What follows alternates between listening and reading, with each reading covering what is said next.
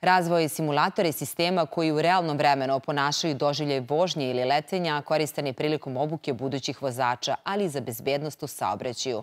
Lazar Janović je u Institutu Mihajlo Pupin pored jednog specifičnog simulatora. Lazare, da li si oprobao svoje sposobnosti?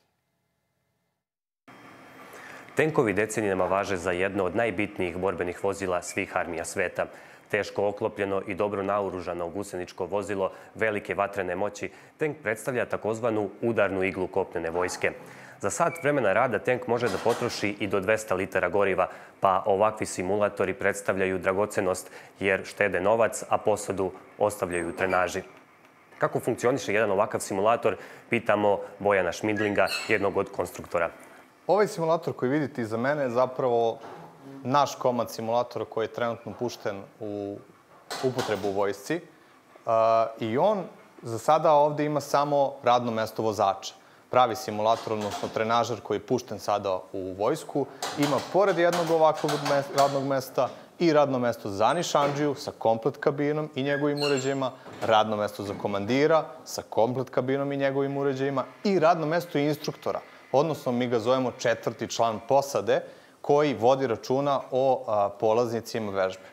Simulator podrazumeva dve vrste treninga. Početnu obuku za nove kadete i trenažu, odnosno kondicioniranje za postojeće posade.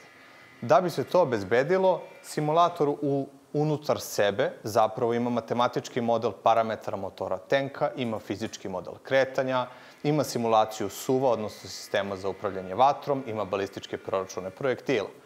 Tako da kada bi jedan polaznik došao i seo u tenk, on bi prvo učio procedure startovanja motora, pokretanja tenka na uzbrdici, na nizbrdici, kočenja, promjena stepena prenosa i matematički model bi obaveštavao instruktora o potencijalnim greškama koje on pravi. Greške mogu biti katastrofalne, odnosno kritične, ili mogu biti dijagnostičke, znači neke stvari koje on jednostavno pogreši u tim procedurama. Kada pređu te neke osnovne stvari, nastavljaju na kondicioniranje, kada se bave vatrenim zadacima, gađenjem noću, danju, iz mesta, iz pokreta, raznim vrstama projektila i na ciljeve koji čak mogu da uzvrate vatru, da nas pogode, promaše, da se sakriju, bacanje dimne zavese i ostale stvari vezane za taktiku. Koliko je realan prikaz svega onoga što posada vidi na ekranu? Posada u tenku gleda u svoju spoljašnjost gleda ne očinjim vidom neposredno, već gleda kroz neke osmatračke i nišanske sprave. Naš trenažer koji je u vojsci ima sve te osmatračke i nišanske sprave, tako da je takozvani interfejs prema vojniku isti kao u tenku. On gleda ili kroz prizmu ili kroz nišansku spravu, umesto u spoljni svet, gleda u virtualni svet koji vidimo na ekranima iza. Bojane, hvala vam na razgovoru.